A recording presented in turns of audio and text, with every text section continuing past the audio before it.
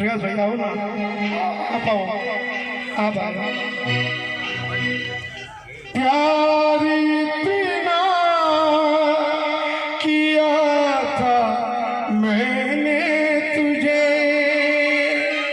लोग कहते हैं तू पराया था, लोग कहते हैं तू पराया। ऐ मेरे यार लौट कर आजा रे, बिन तेरे जिंदगी अधूरी है। कुंदन भाई ना बजाइएगा, आंसू नहीं निकलने हमारे, आप ना बजाएं। आज हमें बिना सुर गाने थे, क्योंकि वो एक ऐसा फकीर था, ऐसा गवैया था। लखवटिया में मैं पहली बार गया, मैं बोला भैया नंबर आएगा, बोले क्यों को नहीं आ रहा विष्णु भाई, मैं बैठो नहीं, गोदी कर ले जाओ थाने। हमारे प्रकाश हमारे कालू भाई वास्ते जोरदार ताली लगाओ। ऐ मेरे दोस्त कौन लौट कर आजा रे, एक फूल तेरी समाधि पे रख कर,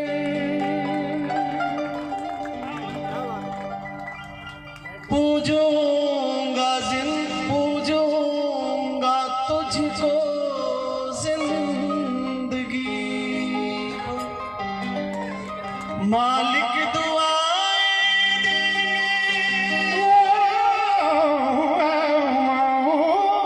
मालिक दुआएं देंगे तुझको हमेशा, मेरे ये आंसू मेरी बेजुबानियां,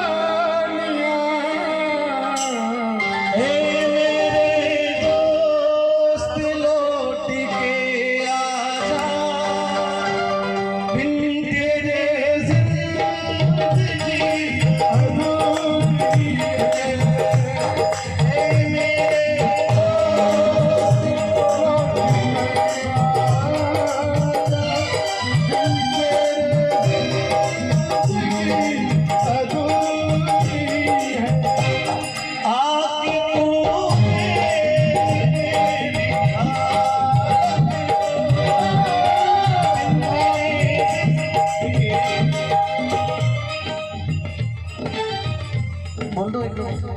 एक को थोड़ा सा हमने नहीं सोचा था कि ये दिन हमको देखने को मिलेगा, और राजस्थान के किसी भी कलाकार ने ये कभी नहीं सोचा था कि उनके लिए हम गाएंगे। आप में से बहुत सारे लोग यहाँ पर बैठे हैं, तो सभी का किसी न किसी रूप में उनसे किसी न किसी माध्यम से किसी न किसी उनके स्वरूप से आपका दर्शन, आपका दीदार आप रूबरू हुए होंगे। कोई मित्र के रूप में हुआ होगा, कोई ऑर्गेनाइजर के रूप में हुआ होगा, कोई उनके बाल सखा के रूप में हुआ होगा, कोई उनके विद्यालय के काल में हुआ होगा। हम लोग उनके जीवन के किसी न किसी पल के साक्षी लोग बैठे हैं। जब ये समाचार जब ये फैला कि वो नहीं रहे, तो ऐसा लगा कि जैसे पूरी दुनिया, पूरा संसार, ग्रह नक्षत्र, ये संसार, पृथ्वी, हवाएं सब रुक गई है। मैं बहुत करीब था उनके, और वास्तव में करीब था। उनके जीवन की कुछ विशेषताएं थी जो शायद उनके गांव के लोग या उनके परिवार के लोग या उनके बहुत करीब के लोग उस बात को जानते हैं। उसमें से एक बात का साक्षी मैं हूँ, क्योंकि जब भी मुझे वो फ़ोन करते थे तो सिर्फ और सिर्फ अपने मन की बात करने के लिए फ़ोन करते थे। और उनकी एक आदत थी कि जब तक फ़ोन रिसीव नहीं होता था तब तक वो लगातार फ़ोन करते थे, भले आधा घंटा घंटा पर।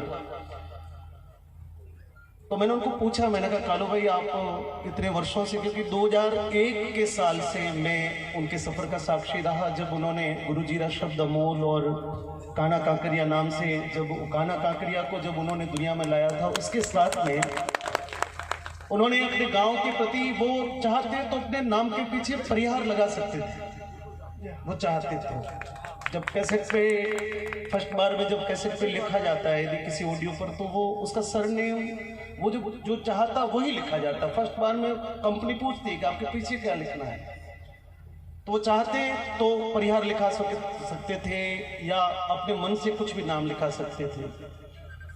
लेकिन उस आदमी की इस गांव के प्रति श्रद्धा रही कि उन्होंने अपने नाम के पीछे बिखरनिया लिखना तय किया, और इस बिखरनिया गांव को पूरे विश्व के सामने उन्होंने इस गांव को चमका दिया, रोशन कर दिया। उसके बाद में उनकी दूसरी जो विशेषता थी कि उन्होंने अपने शुरुआती दौर में जो कुछ कमाया वो सब अपने परिवार के लिए, अपनी बहनों की शादियां की, अपने बहनों की शादियां की, उनके बाद में अपने भाइयों को सेटल किया। और इस पूरे कार्यकाल में उनके जीवन के लगभग 15 वर्ष बीत गए। उन्होंने जो कमाया, जो मिला उनको, और 2-3 कार्यक्रम तक साक्षी रहा, क्योंकि उनकी बहन का जब विवाह था तो मैं उस कार्यक्रम में था। यहाँ हमारे साहब के यहाँ पर, ठाकुर साहब के यहाँ पे उसका कार्यक्रम रखा गया। 2 वर्ष पहले उनके पिताजी शांत हुए, तब हम उस माता जी उस जागरण में हम आए, तो उसको भी उन्होंने पूर्ण कर्तव्य रूप से निभाया। और फिर अभी लॉकडाउन में उन्होंने कहा कि प्रकाश भाई बहुत सुख के दिन जब आए थे, तो ये कोरोना नाम का ये दैत्य जो आया वो मेरे जीवन को बहुत मुश्किल में डाल गया। मैं कभी कभी पूछता था, मैंने कालू भाई आपको कुछ भी आवश्यकता हो, निसंकोच आप किसी और को कहें ना कहें, आपका मन हो, लेकिन मुझे जरूर कहिएगा कि मैं क्या कर सकता हूँ आपके लिए।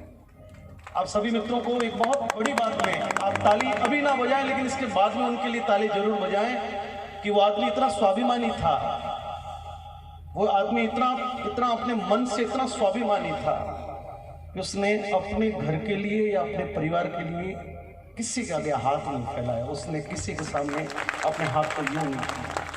उसको लगता था कि जो मुझे मिलेगा मेरी मेहनत से मिलेगा, जो मुझे गाने के बाद में मिलेगा या मुझे मेरे गायन के बाद में मुझे तोहफा मिलेगा, उस पर मेरा अधिकार हो सकता है, लेकिन मैं अपनी प्रसिद्धि का, मैं अपनी योग्यता का या मैं अपने परिचय का मैं किसी भी प्रकार से फायदा उठाऊंगा।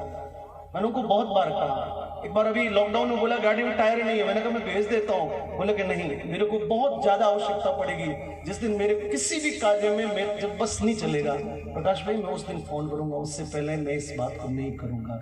ये अपने आप में एक कलाकार के लिए बहुत बड़ी कुंजी होती है। आप सभी लोग आए हो और वो ऊपर बैठा बैठा हम सभी को बहुत आराम से फकीर के जैसे वो हंसता हंसता हम सबको देख रहा है। ये मेरा विश्वास है, क्योंकि वो मौज में चला गया, वो मौज में चला गया और वो जीते जी मौज में था, वो जीते जी फकीर के रूप में था। किसी भी प्रकार के दर्द को उसने व्यक्त नहीं होने दिया, किसी भी पीड़ा को उसने लोगों के बीच में नहीं आने दिया। खुद के घर में, खुद के शरीर में किसी भी प्रकार की तकलीफ है, लेकिन उसने उस तकलीफ को लोगों के बीच में नहीं आने दिया। वो जीते जी फकीर था और आज जहां पर भी है वहां से भी बहुत आराम से हंसते हुए हम सब लोगों को देख रहा है। उनका आशीर्वाद हम सभी पर बना रहे। और आप सभी लोगों ने इस परिवार के लिए जो श्रद्धा दिखाई है, उस श्रद्धा को सिर्फ आज नहीं, 2 दिन नहीं, महीने भर नहीं, मैं मानता हूं कि उसके लिए यदि सच्ची श्रद्धा हो तो ये बालक जब तक अपने पैरों पे खड़े नहीं हो जाएं तब तक बार बार संभालें, इनको फोन करें, इनकी कोई भी सुख दुख की बात करें, क्योंकि हमारा ये दायित्व बनेगा जब तक ये बच्चे अपने पैर पर खड़े होकर कुछ नाम नहीं कर ले, कुछ काम नहीं कर ले, तब तक हम सभी लोग इस यज्ञ में अपनी आहुति देंगे। ये मेरा विश्वास है। घोषणाएं किसी प्रकार की करने की आवश्यकता नहीं है, बस अपनी अपनी श्रद्धा के अनुसार जो चले वो आपका कालू भाई के प्रति, उनके प्रति आपकी सबकी निष्ठा होगी। बस ये 2 लाइन मैं इनके साथ में गा लेता हूँ।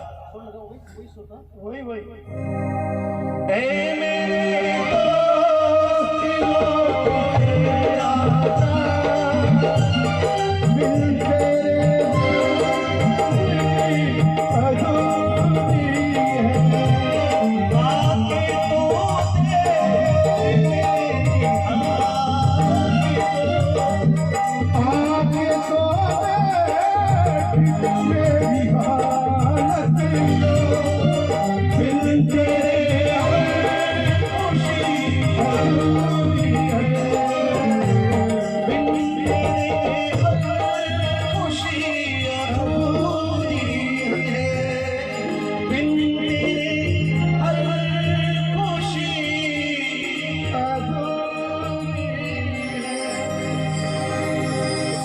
दलपत सिंह जी यहाँ बैठे हैं। लाखोटिया के कार्यक्रम में आप सभी लोगों को एक छोटी सी बात करके अपनी बात को मैं तो समाप्त करूंगा कि बहुत वर्षों तक लाखोटिया महादेव का जो राज्य स्तरीय राष्ट्रीय स्तरीय मेला होता है उसकी जो बिगनिंग है, उसकी जो शुरुआत है वो काड़ू भाई करते थे।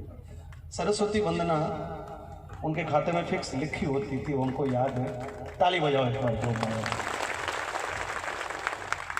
तो वहाँ पर आप सब लोग में से कोई गया हो शायद, लेकिन यहाँ जो जितने भी हमारे गायन वादन से संबंधित लोग बैठे हैं, वहाँ पर सामने जो दर्शक दीर्घा बनती थी उसमें बीच का जो जगह थी वो उसको वीआईपी जो मेहमान और विशिष्ट लोग जो होते थे उनके लिए बैठने के लिए वो स्थान मुकर किया जाता था। तो जो भी राजनीति से जुड़े हुए या जो भामाशाह लोग हैं या जो समाज में अपनी प्रतिष्ठा रखते हैं उन लोगों के लिए बैठने के लिए संयोग से ये दलपत जी हमको, मनचला जी को, विष्णु भाई को, इनको भी आग्रह करते थे। आशा जी बैठे हैं, गजेंद्र जी हैं, तो जो भी वहाँ पर वरिष्ठ जो दिलीप भाई है, मैं सबके नाम लूँगा तो लंबा हो जाएगा, आप अन्यथा नहीं लें, पर जो भी वरिष्ठ तत्व तो इनको लगता था कि उस दर्शक दीर्घा में वीआईपी जगह पर उनको बिठाएं। तो वो भाई भी आते और वो अपनी मौज में आते थे, अकेले नहीं आते कभी। वो 5-10 लोग अपनी गाड़ी में मस्ती वाले लेके आते थे। तो हम बहुत आग्रह करते थे कि कड़वे हमारे साथ ना बैठो, लेकिन वो हमेशा अपनी मौज में अपने आए हुए साथ में लोगों के साथ में अलग ही अपनी मस्ती में बैठते थे। ये भी अपने आप में अपने लोगों के प्रति उनकी श्रद्धा थी। और अभी जब यहाँ पर दलपत सिंह जी आए और हम लोग बैठे थे तो मैं सच कह रहा हूँ कि मेरा भी थोड़ा सा मानसिक अभी ये कोरोना के कारण से ठीक नहीं है। थोड़ी देर के लिए मैं भूल गया, मुझे भी लगा कि शायद लाखोटिया के कार्यक्रम में बैठे हैं, मनचला जी इधर बैठे हैं, दिलीप भाई इधर बैठे हैं और काड़ू भाई उधर पीछे बैठे होंगे, ऐसा एक विचार आया मन में। लेकिन अचानक से जब उनकी तस्वीर देखी फिर याद आया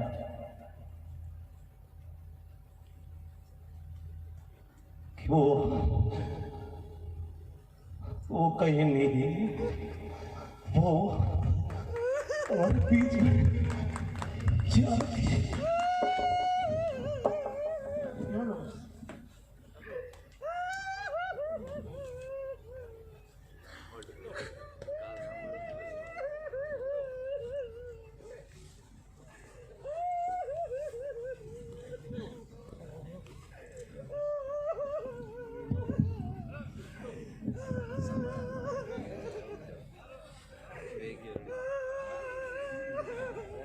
चलो सभी हिम्मत से काम लें।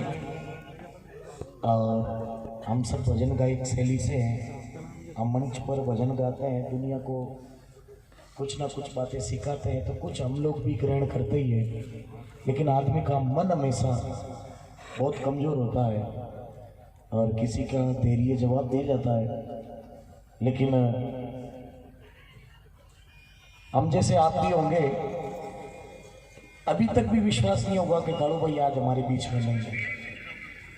मुझे नहीं लगता कि काड़ू भाई आज हमारे बीच में नहीं है, लेकिन मैं आप लोगों से निवेदन करता हूँ कि एक बार काड़ू भाई के लिए जोरदार तालियां बजा करो, साथ में कसम से श्रद्धांजलि दें।